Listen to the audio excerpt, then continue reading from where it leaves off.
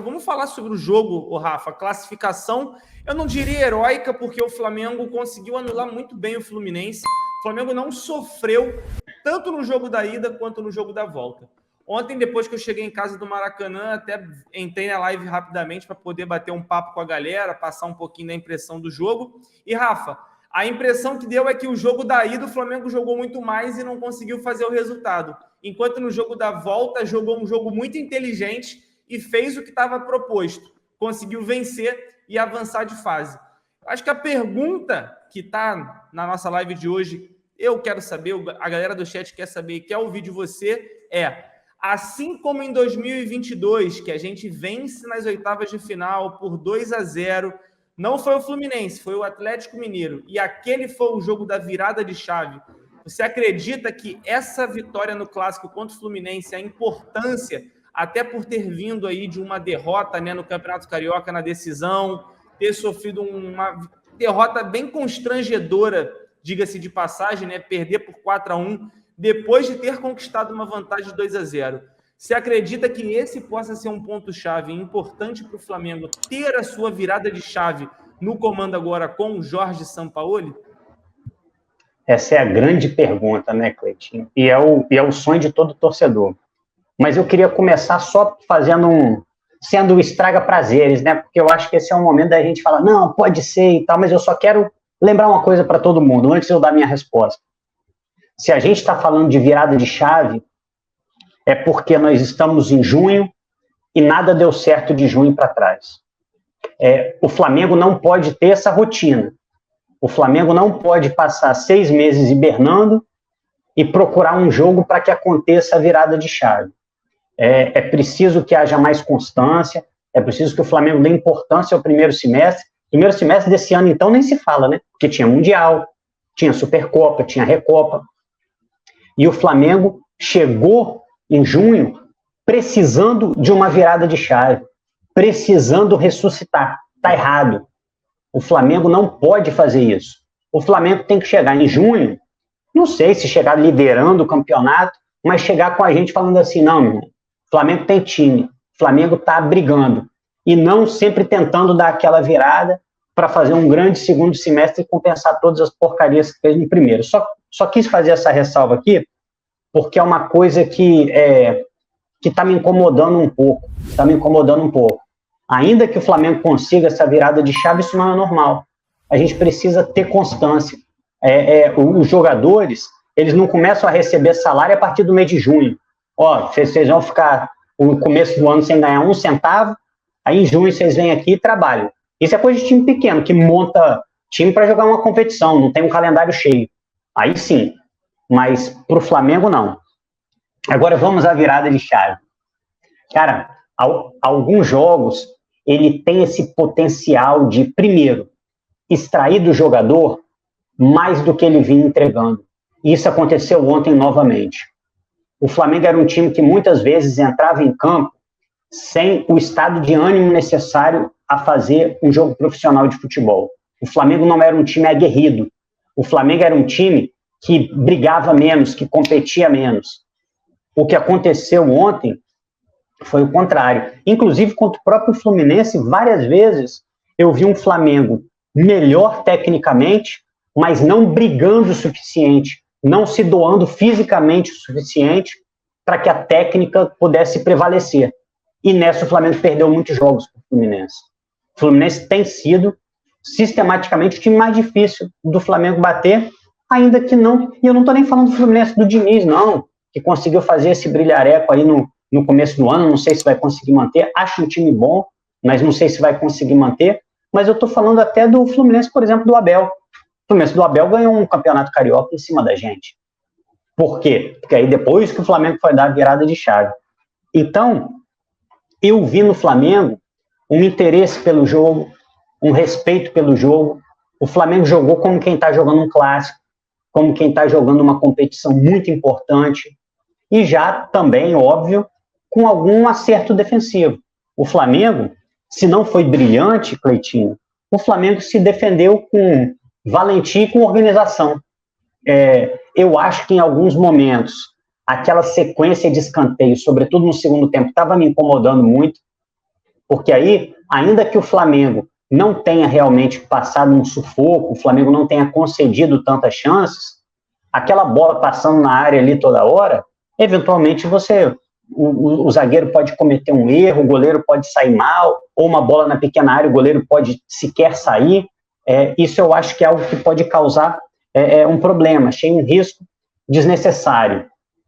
Mas sobre a virada de chave, eu acho que quando a gente fala de virada de chave nesse time do Flamengo, eu acho que mais até do que falar de condição técnica, mais até falar de condição tática, é a hora que a gente vê o time do Flamengo ligado, é a hora que o time do Flamengo entra em campo e fala assim, ó, eu preciso jogar muito para ser campeão, eu preciso jogar como Flamengo, e aí quem entrar na minha frente eu vou atropelar.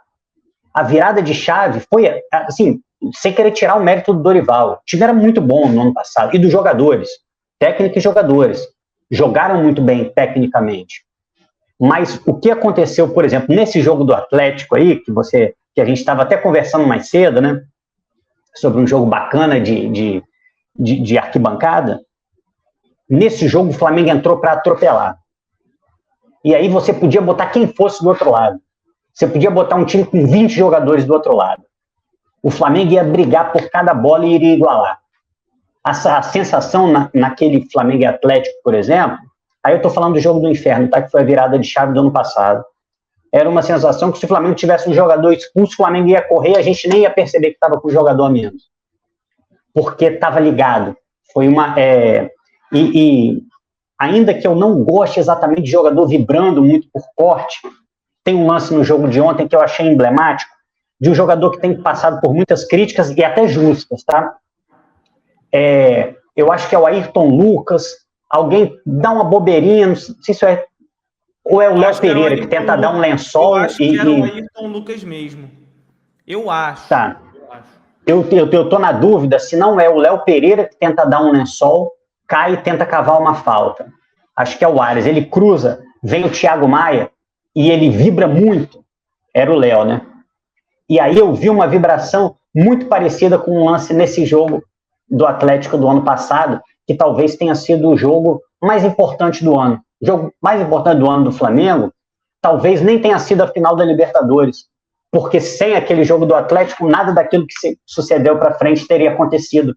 Então, acabou sendo um jogo necessário, aquele do Atlético. Então, a primeira virada de chave que o Flamengo precisava dar não é o time jogar tecnicamente melhor, não é o time se organizar melhor. A primeira virada era jogar com raça. Porra, é um grito que eu já vi o Flamengo muito gritar isso na arquibancada, queremos raça. Agora até voltou um pouquinho, né? Ou que para jogar no Flamengo tem que ter disposição, qualquer canto desse tipo que mostra aos jogadores o seguinte: meu irmão, primeiro você corre, primeiro você se entrega, o resto é consequência. E eu acho que ontem a história do jogo não é a história de um Flamengo que jogou demais, de um Flamengo que foi brilhante. É a história de um Flamengo que faz o seguinte, ó, nós vamos competir de igual para igual, no mínimo com o adversário. E a partir daí, meu irmão, boa sorte, porque aqui tem muita técnica. Quando o time muito técnico compete de igual para igual, o que pode acontecer é isso, meu irmão, é prevalecer a técnica. E o Flamengo, mesmo sem ser brilhante, sobretudo pela desorganização do Fluminense no segundo tempo, o Flamengo poderia ter goleado aquele jogo. O Flamengo poderia se aproveita, e aí vamos voltar lá no Sampaoli, contundência. Contundência é isso, cara. Você tá saindo no 2 contra 1, você não vai hesitar e chutar em cima do zagueiro. Você vai conseguir ou dar um drible, ou conseguir um passe. Talvez tenha faltado um pouquinho disso, mas quando se fala em virada de chave, eu acho que é um time que está gradativamente melhorando. Eu acho que o Sampaoli não foi aquele técnico que chegou e bateu com uma varinha de condão, fez uma mágica ali no Flamengo, mas eu acho que aos poucos ele está conseguindo melhorar o Flamengo. Defensivamente ontem, o Flamengo foi um time sólido. A gente tem que ponderar. O Fluminense é um time que está vivendo uma fase de arame liso, mas ainda assim, cara, o Flamengo não concedeu boas chances ao time organizado e com bons talentos que é o Fluminense. Então, acho que isso tem que ser valorizado demais. Mas, mais que isso, porque eu quero deixar isso muito claro, eu estava querendo muito ver o Flamengo jogando como Flamengo. Eu estava muito querendo ver jogadores interessados. O Flamengo fez partidas decepcionantes nesse aspecto. Eu estava até fazendo uma live com o Perrota, Cleitinho. Eu até citei o jogo do Nublense, cara. Um jogo em que o Flamengo não parecia estar jogando uma Libertadores. Um jogo em que o Flamengo achava que poderia ganhar a qualquer momento. Então, toda virada de chave, toda arrancada para um título, tem que passar primeiro pelo comprometimento e pelo jogo com muita seriedade. O Flamengo conseguiu fazer isso ontem. Então, por tudo isso que eu falei, eu acho que sim, esse jogo pode ser uma virada de chave. Mas essa virada de chave vai ser posta à prova na sequência, nos próximos jogos. O Flamengo não pode ser um time que escolhe grandes jogos, joga com raça, joga com disposição e depois acha que o brasileiro é uma pelada. O Flamengo não pode fazer isso. A virada de chave vai exigir respeito às competições que joga, mesmo que o time tenha que ser mesclado, mas sempre com muito respeito. Então, eu acho que esse jogo tem potencial de ser a virada de chave, mas eu tô de olho, eu quero ver o que vai acontecer.